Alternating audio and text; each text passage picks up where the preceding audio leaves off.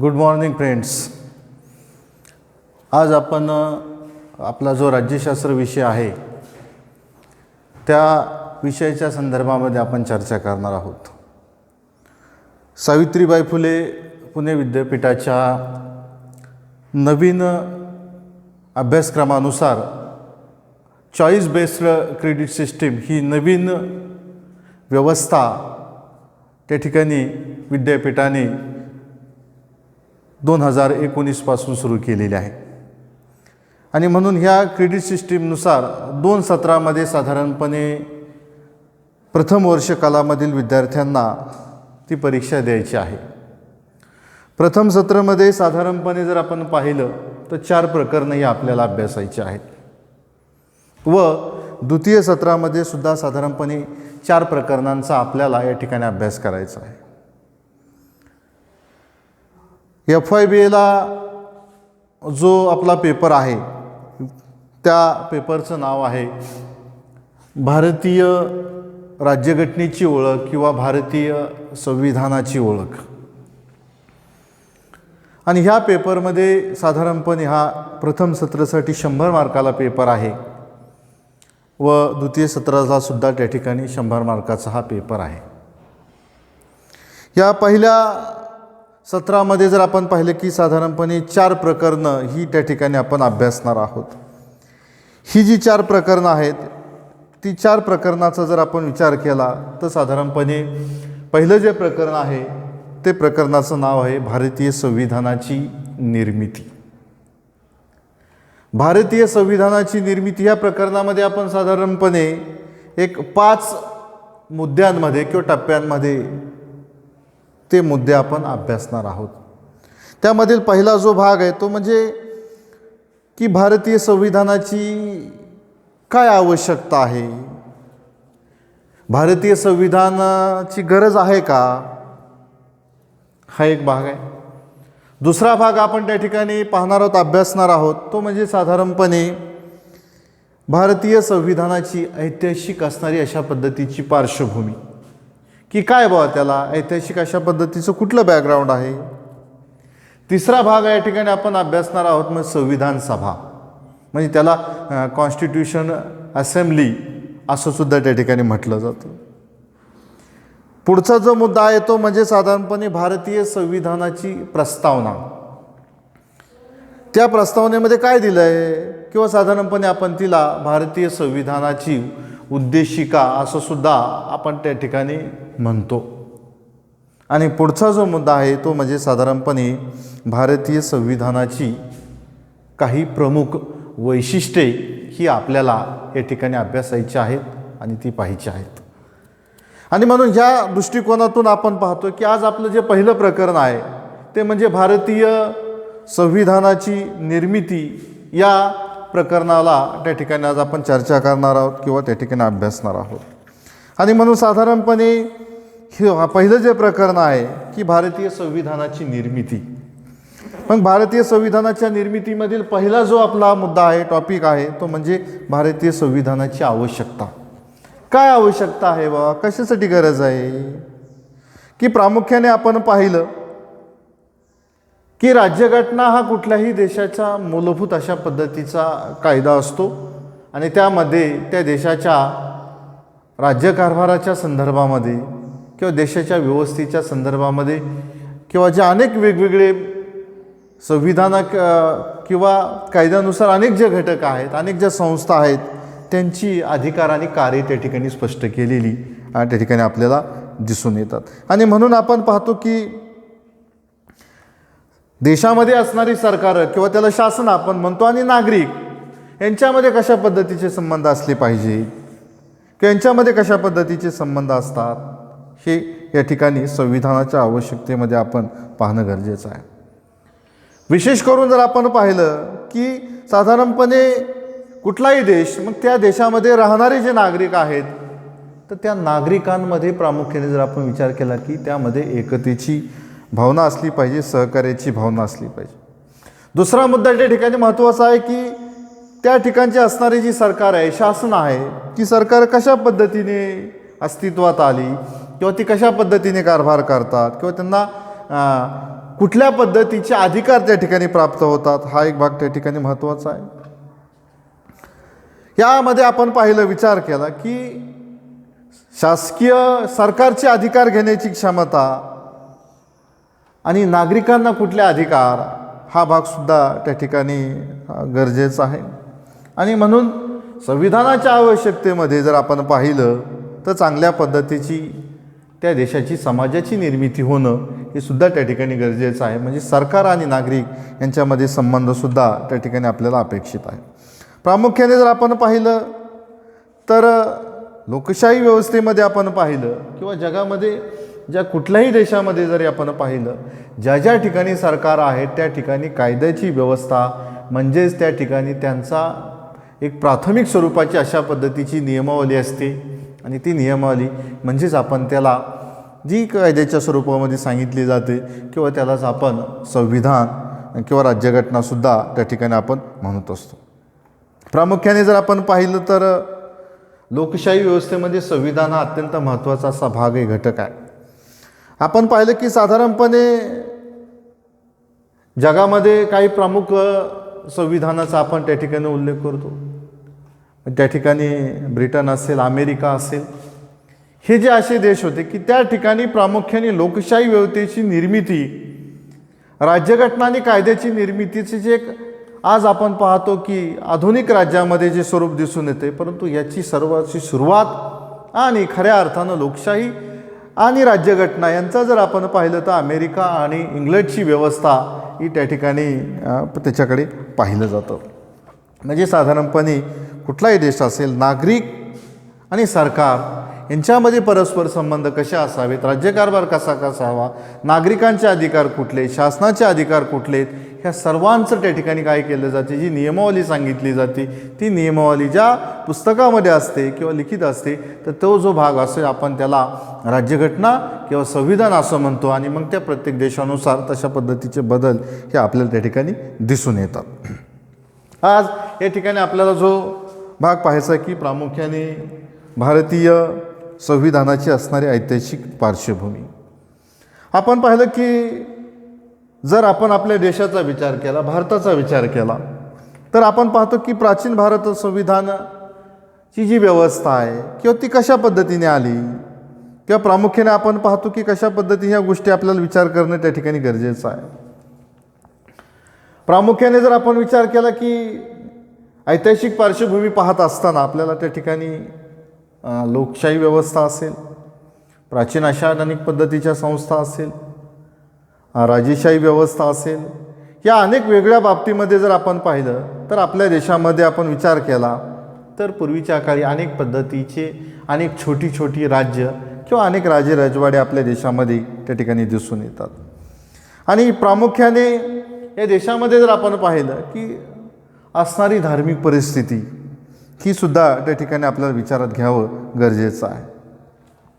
प्रामुख्याने आपण पाहिलं की अनेक पद्धतीचे पुरातन काळापासून पाहिलं, अगदी म्हणजे ऋग्वेदापासून असेल किंवा मध्ययुगीन व्यवस्था असेल किंवा त्या ठिकाणी आधुनिक व्यवस्था असेल, ह्या अनेक वेगळ्या माध्यमातून जर आपण ऐतिहासिक संदर्भ पाहिले, काही ग्रंथ आपण त्या ठिकाणी अभ्यासले किंवा मध्ययुगीन व्यवस्था असेल, त्या ठिकाणी राजेशाही व्यवस्था असेल किंवा ब्रिटिशांची व्यवस्था असेल, ह्या अनेक बाबीमध्ये जर आपण पाहिलं तर अनेक पद्धतीचे वेगवेगळ्या व्यवस्था त्या काळामध्ये, उदाहरणार्थ आर्य असतील, चाणक्य असेल किंवा त्यानंतर आधुनिक भारत मोगलांचं त्यांचं शासन व्यवस्था असेल किंवा आपण पाहतो की महाराष्ट्राच्या आसपासचा विचार केला की छत्रपतींची शासन व्यवस्था असेल. म्हणजे त्या काळामध्ये अनेक पद्धतीच्या व्यवस्था दिसून येतात आणि त्या काळामध्ये अनेक वेगवेगळे ग्रंथ लिहिलेले दिसतात.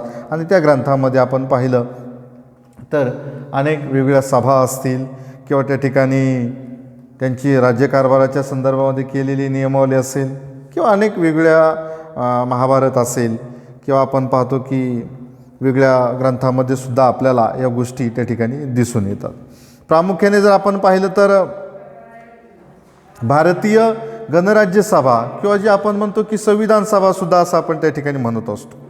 आणि म्हणून अनेक प्रकारचे ग्रंथामध्ये हा उल्लेख आपल्याला त्या ठिकाणी आपण पाहिलेला आहे आणि ह्या गोष्टीसुद्धा आपल्याला त्या ठिकाणी दिसून येतात. याचा जो पुढचा भाग आपल्याला त्या ठिकाणी पाहायचा आहे तो म्हणजे ब्रिटिश काळामध्ये की आपण निर्माण केलेली आपलेली किंवा निर्मितीची प्रक्रिया सुरू झालेली, आपण त्याला म्हणतो संविधान सभा. त्याला आपण काय म्हणतो की संविधान सभा. हा जो भाग किंवा हे संविधानाची निर्मिती कसं झाला, संविधानाचा विकास कसा झाला, या बाबतीमध्ये सुद्धा आपल्याला त्या ठिकाणी पाहणं त्या ठिकाणी गरजेचं आहे. आणि म्हणून प्रामुख्याने ज्यावेळेस आपण पाहतो की ब्रिटिश भारतामध्ये आले, ते एक व्यापारी म्हणून आले व पुढं ते आपण पाहिले की कशा पद्धतीने ते राज्यकर्ते बनले आणि त्यांनी कशा पद्धतीने पूर्ण देशाच्या राजकीय व्यवस्थेवरती ताबा मिळवला. साधारणपणे आपण पाहतो की 31 डिसेंबर 1600 रोजी म्हणजे आपण पाहतो की लंडनमधील काही व्यापाऱ्यांनी एकत्र येऊन ईस्ट इंडिया कंपनीची स्थापना ही केलेली आपल्याला त्या ठिकाणी दिसून येते. आणि त्यांनी त्या ठिकाणी महाराणी जी एलिझाबेथ होती त्यांच्याकडून कशा पद्धतीने या व्यापाराची आपण त्याला म्हणू सनद किंवा आपण त्याला म्हणतो आज आधुनिक काळामध्ये एक प्रकारचं लायसन्स त्या ठिकाणी मिळवलं. आणि या नंतर आपण पाहतो की ते भारतामध्ये आले, दक्षिण पूर्व आशियामध्ये अनेक पद्धतीचा व्यापार केला आणि त्या माध्यमातून पुढं ती त्या ठिकाणी प्रक्रिया बनली. आणि या देशामधील अनेक छोटे राजवाडे यांची संस्थानं त्यांनी जिंकली आणि पूर्ण देशावरती त्यांनी त्यांचं साम्राज्य हे निर्माण केलं. पुढं जर आपण पाहिलं की देशामध्ये विशेष करून आपण पाहतो की मोगल साम्राज्य असेल ती कसं दुबळं होत गेलं औरंगजेबाच्या नंतर, किंवा 1757 नंतर प्लासीची लढाईमध्ये झाली, किंवा आपण पाहतो की 1764 बक्सरची लढाई झाली आणि त्यानंतर खऱ्या अर्थाने ते राज्यकर्ते बनले. भारतीय संविधान सभेचा विकासाचे टप्पे पाहत असताना आपल्याला साधारणपणे जर आपण विचार केला, आपण पाहिलं तर आपल्याला या ठिकाणी एक महत्त्वाचे जे 10-12 मुद्द्यांचा आपल्याला त्या ठिकाणी विचार करणं गरजेचं आहे. त्यामध्ये पहिला भाग आपल्याला त्या ठिकाणी आपल्याला पाहायचा आहे तो म्हणजे काय की 1773चा रेग्युलेटिंग ॲक्ट. हा 1773चा जो रेग्युलेटिंग ॲक्ट आहे त्या रेग्युलेटिंग ॲक्टमध्ये काय होतं किंवा प्रामुख्याने त्याच्यामध्ये काय सांगितलं होतं, तर प्रामुख्याने या ब्रिटिश संसदेच्या कायद्यानुसार काय होतं की ब्रिटिश कंपनीला भारताच्या संसदेच्या प्रस्थापित त्या ठिकाणी कारभार काढण्याचं एक पद्धतीची मान्यता त्या ठिकाणी मिळणार होती. आणि त्यासाठी प्रामुख्याने ही जी सनद आहे किंवा प्रामुख्याने हे पद्धतीची जी मान्यता आहे ती प्रथमच लिखित स्वरूपामध्ये या 1773च्या रेग्युलेटिंग ॲक्टने आपल्याला मिळालेली दिसते. दुसरा मुद्दा त्या ठिकाणी पाहता येईल की 1833चा चार्टर्ड ॲक्ट किंवा त्याला सनदी कायदासुद्धा आपण म्हणतो. या कायद्यानुसार काय झालं होतं, ब्रिटिश शासनाच्या कालखंडामध्ये संविधान निर्माण करण्याचं जे संकेत त्या ठिकाणी या कायद्यामध्ये होते. आणि गव्हर्नर जनरल हा काय झाला होता तर भारताचा गव्हर्नर जनरल म्हणून त्याची त्या ठिकाणी नियुक्ती या कायद्यानुसार झाली. आणि त्या माध्यमातून आपण पाहतो की साधारणपणे विल्यम बेंटिक हा पहिला गव्हर्नर जनरल म्हणून त्या ठिकाणी त्याच्याकडे पाहिलं जातं किंवा त्याची आपण त्या ठिकाणी तशा पद्धतीची ओळख आपल्याला दिसून येते. पुढचा जो तिसरा घटक त्या ठिकाणी आपल्याला पाहायचा आहे की 1853चा चार्टर्ड ॲक्ट. साधारणपणे आपण पाहतो की 1773 ते 1853 या कालावधीमध्ये ब्रिटिश संसदेने केलेल्या सनदी कायद्याची मालिका म्हणून सुद्धा आपल्याला त्याच्याकडे त्या ठिकाणी पाहिलं जातं. म्हणजे त्याच्यामध्ये साधारणपणे गव्हर्नर जनरल असेल, गव्हर्नर जनरलचं काउन्सिल असेल किंवा कार्यकारी मंडळ असेल किंवा विधिमंडळ असेल, ह्या अनेक बाबींचा सुद्धा त्या ठिकाणी आपल्याला उल्लेख दिसून येतोय. प्रामुख्याने हा भाग आहे. चौथा घटक या ठिकाणी आपल्याला पाहता येईल तर म्हणजे भारत सरकारचा कायदा 1858चा कायदा. आता हा जो कायदा आहे आपण पाहतो की 1857च्या उठावानंतर साधारणपणे आपण पाहतो भारतामध्ये जी ब्रिटिश ईस्ट इंडिया कंपनीचा जो कारभार होता तो संपून काय झाला की तो जो कारभार आहे तो काय झाला राणीच्या नावे त्या ठिकाणी सुरू करण्यात आला. आणि व्हाईसरॉय आपण पाहतो की काय झालं की ब्रिटिश राजघराण्याचे प्रमुख प्रत्यक्ष त्या ठिकाणी तो भारताचा कारभार त्या ठिकाणी पाहू लागला. आपण पाहतो की लॉर्ड कॅनिंग हा पहिला व्हाईसरॉय म्हणून आपण त्याचं त्या ठिकाणी ओळख म्हणून आपण सुद्धा पाहतो की भारत मंत्रीपद नवीन निर्माण करण्यात आलं किंवा इंडियन काउन्सिल मंडळसुद्धा आपल्याला त्या ठिकाणी निर्माण केलेलं या कायद्यानुसार आपल्याला त्या ठिकाणी दिसून येतं आहे. पुढचा भाग त्या ठिकाणी आपल्याला पाहायचं की इंडियन काउन्सिल ॲक्ट 1861. आता या ॲक्टमध्ये जर आपण पाहिलं तर साधारणपणे भारतीयांना अशासकीय सदस्य म्हणून त्या ठिकाणी निर्देशित करण्यात आलं होतं की या कायद्याच्या माध्यमातून आपण पाहतो की मुंबई मद्रास ही जी प्रांत होती की या प्रांतांना कायदे करण्याचे अधिकार देऊन विकेंद्रीकरणाची प्रक्रिया करण्याचा या ठिकाणी प्रयत्न झाला. म्हणजेच काय नाही झालं, या ठिकाणी खातेनिहाय पद्धतीनुसार कायद्याला मान्यता या ठिकाणी दिलेलं हे एक सुद्धा वैशिष्ट्य दिसून येतं. पुढचा जर आपण घटक विचार केला आपण पाहिला तर भारतीय राष्ट्रीय काँग्रेसची स्थापना 1885. आपण पाहतो की 1885नुसार ॲलन ॲक्टिन होम या अधिकाऱ्याच्या पुढाऱ्याने आपण पाहतो की भारतीय राष्ट्रीय काँग्रेसची स्थापना आपल्याला झालेली दिसून येते. साधारणपणे 28 ते 30 डिसेंबर 1885च्या काळामध्ये मुंबईमध्ये जे पहिलं अधिवेशन भरलं आणि त्या अधिवेशनामध्ये प्रामुख्याने या परिषदेची सुरुवात आपल्याला त्या ठिकाणी दिसून येते. हा एक भाग आहे. पुढचा मुद्दा त्या ठिकाणी आपल्याला विचारात घ्यायचा इंडियन काउन्सिल ॲक्ट 1892. आता या 1892च्या कायद्यानुसार काय झालं, केंद्रीय आणि प्रांतिक कायदे मंडळाची अशासकीय सदस्य संख्या या कायद्याने आपल्याला त्या ठिकाणी वाढवलेली त्या ठिकाणी दिसून येते. की उदाहरणार्थ आपण पाहतो की कायदे मंडळाचं त्यांच्या कार्याचा विस्तार असेल किंवा चर्चा असेल किंवा जे अनेक गव्हर्नर जनरल अशा अनेक बाबीसुद्धा आपल्याला त्या ठिकाणी दिसून येतात. पुढचा मुद्दा त्या ठिकाणी आपल्याला विचार करता येईल पाहता येईल तो म्हणजे आपण पाहतो इंडियन काउन्सिल ॲक्ट. आता इंडियन काउन्सिल ॲक्ट किंवा आपण त्यालाच काय म्हणतो की साधारणपणे मार्लो मिंटो सुधारणा कायदा 1909. हा जो मार्लो मिंटो सुधारणा कायदा 1909 आहे त्यावेळेस आपण पाहतो की लॉर्ड मार्लो हे कोण होते, तत्कालीन भारत मंत्री होते. लॉर्ड मिंटो हे कोण होते, तर व्हाईसरॉय होते. आणि म्हणून यांच्या नावावरून साधारणपणे याला आपल्याला 1909च्या कायद्याला मार्लो मिंटो सुधारणा कायदासुद्धा असं त्या ठिकाणी म्हटलं जातं. आणि त्या माध्यमातून सुद्धा आपण पाहतो की याच्यामध्ये अनेक पद्धतीचे बदल सुचवले होते. उदाहरणार्थ आपण पाहतो की स्वतंत्र मतदारसंघाची संकल्पना त्या ठिकाणी आली. सांप्रदायिकचं जनक म्हणून सुद्धा त्या ठिकाणी त्याच्याकडे म्हटलं जातं. किंवा विद्यापीठ असेल, जमीनदार असेल, व्यापारी मंडळ असेल, नगर मंडळ असेल, अशा अनेक घटकांच्या बाबतीमध्ये या कायद्यामध्ये बाबींवरती सुद्धा उल्लेख आपल्याला त्या ठिकाणी दिसून येतं. पुढचा भाग त्या ठिकाणी आपल्याला पाहता येईल की 1919चा कायदा म्हणजेच आपण त्याला काय म्हणतो भारत सरकार 1919चा कायदासुद्धा म्हटला जातो. साधारणपणे 20 ऑगस्ट 1917 रोजी भारतामधील जी शासन व्यवस्था आहे ती टप्प्याटप्प्यानं हस्तांतरित केलं जाईल असं त्या ठिकाणी ब्रिटिशांनी त्या ठिकाणी जाहीर केले किंवा घोषित केलं. आणि आपण पाहतो की 1921 पासून हा कायदा त्या ठिकाणी अस्तित्वात आलाच किंवा त्यालाच आपण म्हटलं मॉन्टेगू चेम्सफोर्ड सुधारणा कायदा असं सुद्धा त्या ठिकाणी त्याला म्हटलं जातं. कारण हे सुद्धा कोण होते, मॉन्टेगू आणि चेम्सफोर्ड हे त्या काळचे असणारे अधिकारी पदाधिकारी होते. मग त्यांच्या नावावरून सुद्धा त्या ठिकाणी दिसतोय. आणि राखीव आणि सोपीव खाती अशा पद्धतीचा सुद्धा प्रकार याच्यामध्ये आपल्याला त्या ठिकाणी दिसून येतो आहे. पुढचा जो भाग या ठिकाणी आपल्याला पाहायचं की भारत सरकारचा कायदा 1935 किंवा त्याला आपण म्हणतो 1935चा कायदा. आपण जर पाहिलं तर प्रामुख्याने भारतीय राज्यघटनेचा जो बराचसा भाग आहे हा बराचसा भाग 1935च्या कायद्याचा आधार आजही आपल्याला त्या ठिकाणी घेतलेला आपल्याला त्या ठिकाणी दिसून येतो आहे. की भारतीय राज्यघटनेमध्ये जर आज आपण अनेक पाहिलं, केंद्र असेल, राज्य सरकार असतील किंवा जे अनेक पद्धतीचे जे वेगवेगळे घटक आहेत, तर ह्या वेगवेगळ्या घटकांच्या बाबीमध्ये दिलेले जे अधिकार आहेत याचा बराचसा भागसुद्धा त्या ठिकाणी आपल्याला दिसतो. उदाहरणार्थ आपण पाहतो की भारतीय रिझर्व्ह बँकेची स्थापना असेल किंवा लोकसेवा आयोगाची स्थापना असेल किंवा संघ न्यायालयाची स्थापना असेल, हे जे अनेक घटक आहेत, हे अनेक भाग आहेत, हे अनेक भाग किंवा हे घटक जर आपण पाहिले तर प्रामुख्याने 1935चा कायद्याचा भाग आपल्याला दिसून येतो.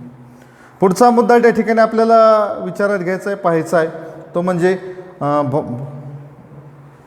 भारतीय स्वातंत्र्याचा कायदा म्हणजेच आपण त्याला म्हणतो 1947.